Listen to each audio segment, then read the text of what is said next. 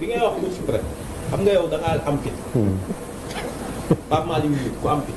gis nga la Cour dama lire la loi organique sur la Cour suprême. nga wax ma fan nga gis compétence Cour suprême pour muy certifier ay dettes. dama lire nga wax Cour suprême fan lañ bind ni ci loi organique sur la Cour suprême di organiser lépp loo xam ne mooy Cour suprême. Cour suprême dañ ni la et ça c'est de façon ad hoc. sur certains projets dañ koy solliciter par rapport à convention bu ñu bëgg a signer. bu juridiction bi ñëwee est-ce que c'est compatible avec notre souveraineté ou pas parce que parfois on transfère la souveraineté. Est-ce que projets yi sont autorisés 4000 milliards yi muy wax par la loi des finances moom mu ne ah loi de finances wax na ko donc c'est autorisé. C'est sur de petits détails et de façon ad hoc et pour certains projets ñu ko ciy requérir c'est pas systématique. te boo ko xoolee c'est tellement résiduel que jàpp ma ne année bi sax dina ci joxe 10 avis. C'est des avis. Très bien. donc loolu xamoo ko woon. te bind nga wax ko dëgër fit te buñ ne la ban article moom moo ni la Cour suprême day certifier may ma ñëw. Ça je le persiste et je le signe. am na donc et je parle sous le contrôle de la Cour suprême. et j'attends un communiqué de la Cour suprême qui. non xam nga Cour suprême mënul fonder ses compétences sur du vent. il faut un texte. loi organique sur la Cour suprême moom mooy organiser les compétences de la Cour suprême. dama lire A ba Z gis nga fenn foo xam ne dañu la Cour suprême. dafay joxe ay avis sur la dette. Faites-nous confiance, on fera le facture. après léegi sur les 4000 milliards rek yi muy wax. mais année bu nekk kan mooy autorisé ñu dem lebi xaalis. kooku c'est depuis l'indépendance à aujourd'hui. vous pensez qu'en 9 mois on va déroger à ça. Mais sur ces montants-là quand même, parce que moi, si je me rappelle bien, il y a 2-3 ans, c'était 1200 junni ak ñaari téeméer la woon. non demal lire 2023 bi.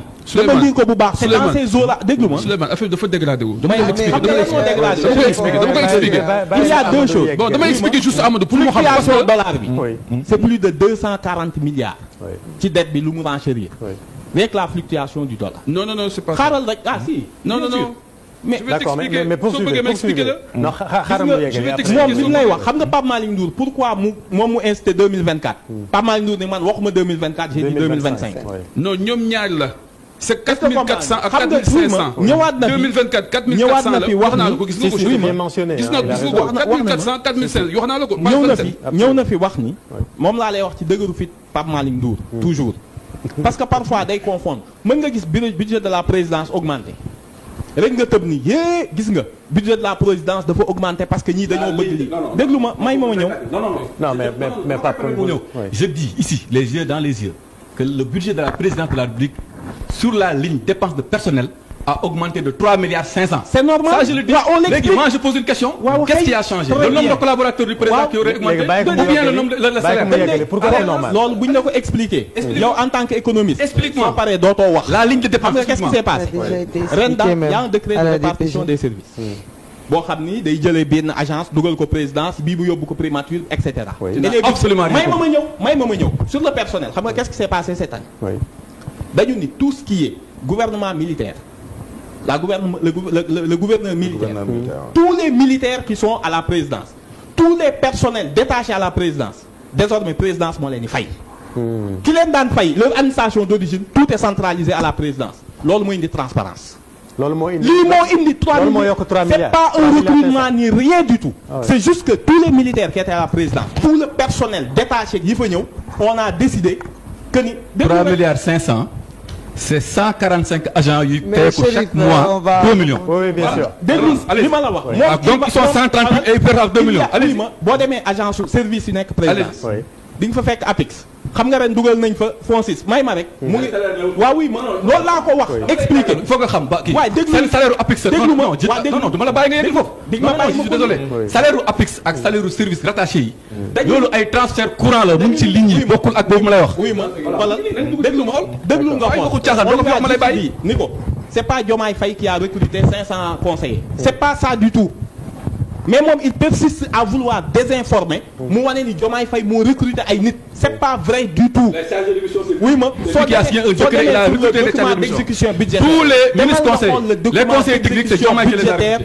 bi ministre des finances def. Donc je vous dis juste que la répartition des services. dafa am yu ñu fait rattaché. mooy bi ñuy yuuxu ci fonds 6 bi naan FIC bi dañ ko dépassé fii comme si présidence de la République dafa capté xaalis. li ma la bëgg a wax. c'est pas cette ligne. oui ma le cabinet du président est à 6 milliards. le cabinet du président est à 6 milliards. 6 milliards le cabinet du président là. alors est à 6 milliards 378 millions.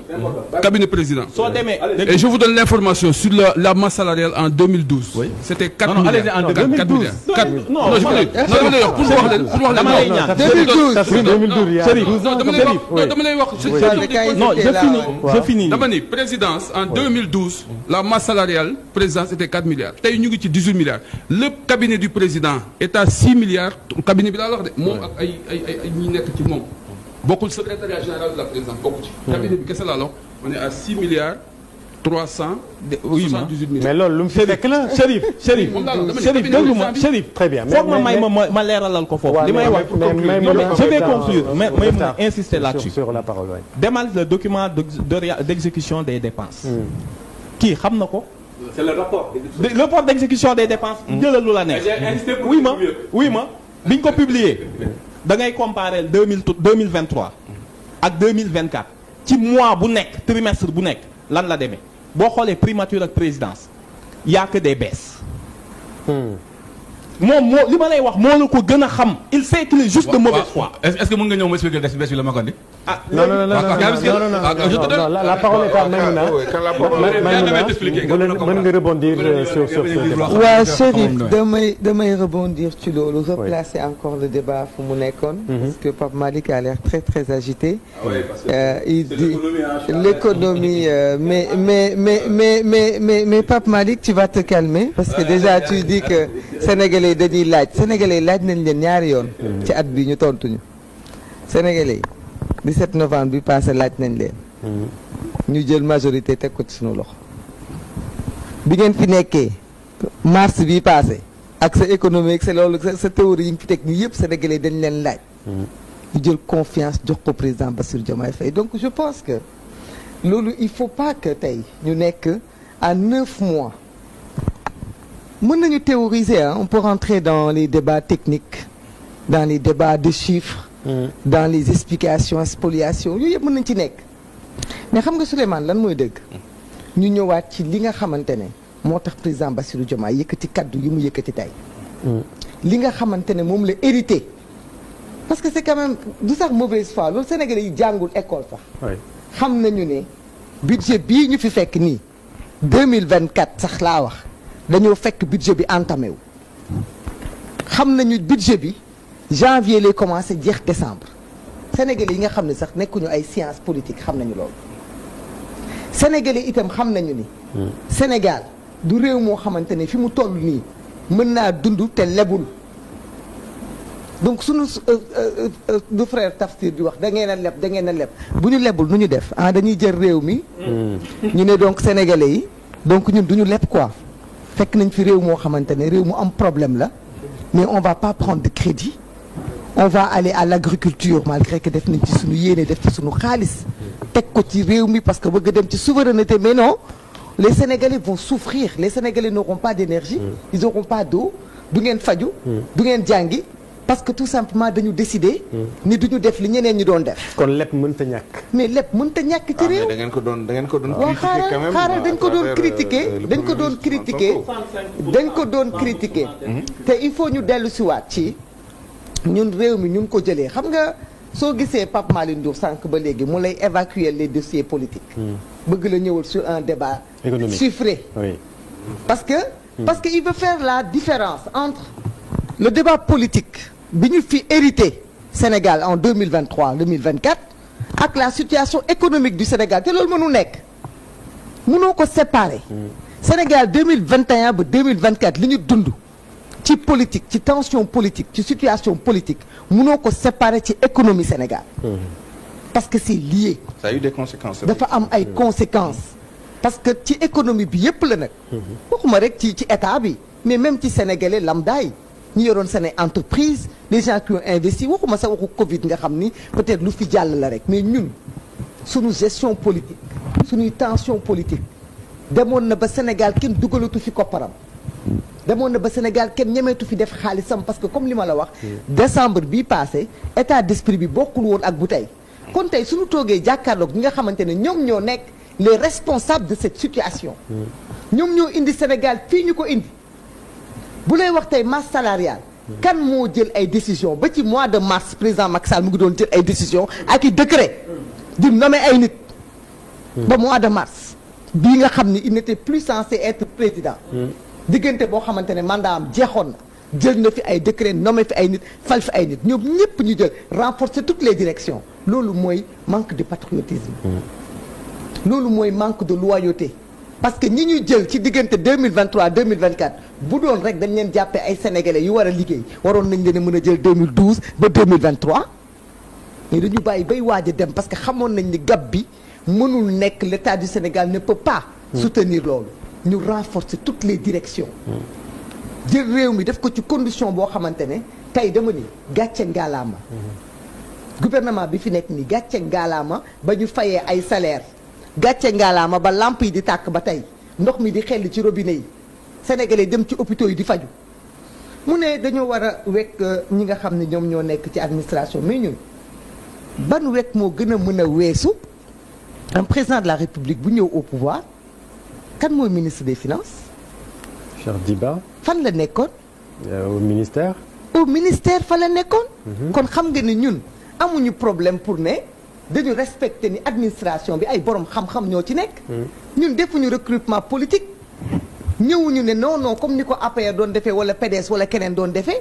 on met juste nos gens parce que dañu bokkaat li ñu séddoo non dañu ne dañuy rationaliser ñi nga xam ne ñoo xam dossier yi ñoo fi nekkoon du début à la fin il faut ñooñu ñooy accompagner ñoom ñooy continuer Tafsir ça ne veut pas dire que ñooñu ay intérimaires lañu ça ne veut pas dire bu ñu waxee appel à candidature ñooñu dañoo nekk fii provisoirement dañuy dem parce que il faut pas quand même faire d'amalgame jaxase yow borom xam-xam nga ab lébu nga mais borom xam-xam nga xam nga ni bu ñu waxee appel à candidature bu ñu waxee le projet plan bi ñu teg ne liggéeyal sa réew plateforme boobu parce que Tafsir ci plateforme boobu la porox ndollu muy plateforme bu am solo bu ñu war a taxaw ndaxte ñoom bëgguñu taxaw ci discours président parce que président li mu wax lépp te ñu war ko farañ fàcceel sénégalais yi am na ci lu bari nekkuñu ci à l'aise ñu bu ñu fërëx fëtal yóbbuñu ci loo xam ni Pape Malick sénégalais yi tontu nañ la ñaari yoon nee nañ la sa ay théorie bëgguñu seen ay chiffres maquillés bëgguñu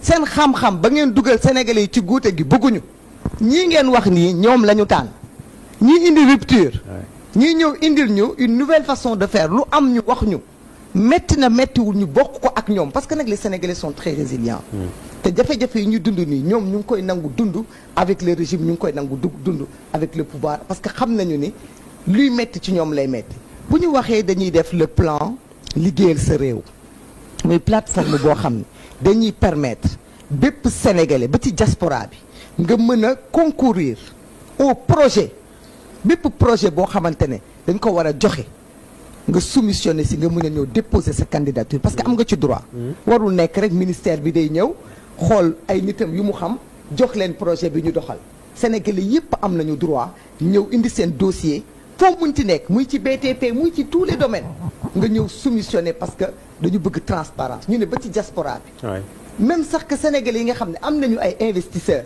yu leen di accompagner mën nañu ñëw ci plateforme boobu ñu ne appel à candidature nag foofu lañ koy defee parce que tey bu état bi di joxe dañuy leeral ñi muy jox ñëpp dañuy teg seen dossier ñu xool le meilleur profil dootuñu fi toog rek ñu ne non Souleymane Niang dafa am ay xame dafa bëri ay relation moo tax ma ngay gagné ay marché gauche droite sénégalais bi nga xam ne jàng na même chose mais moom amul relation boobu amul facilité boobu parce que président Bassirou Diomaye comme li may wax damay dellu siwaat ci moom soo gisee discours bi mënuñu koo génnee ak moom mooy moom dafa am lu mu dund Ndiaga Ñaaw dafa enclavé wu malgré que sorewul tali bi mais dafa enclavé wu xëy na moom amuloon ay nijaay ay bàjjen yu nekk ci état bi yu nekk ci administration xëy na ay nit ñu dëkkoon ci dëkk boobu amoon nañu xam-xam mais amuñu woon possibilité am plateforme liggéeyal sa réew pour mën a ñoom concourir yemale ak sénégalais yépp yi nga xam ne ñu ngi dëkk biir Dakar biir Fann Résidence am ay relation seeni papa am ay relation loolu injustice bu ñuy réparer la ça n'a rien à voir ak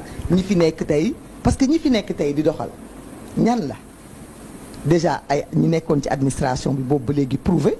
mais ñi nga xamante ne itam ñoo porté le projet ba tax sénégalais yi voté ànd ak ñoom. te quand boo gagné boo defee boo porté le projet Pape Malick comme yéen ni ngeen porté le projet ba tey.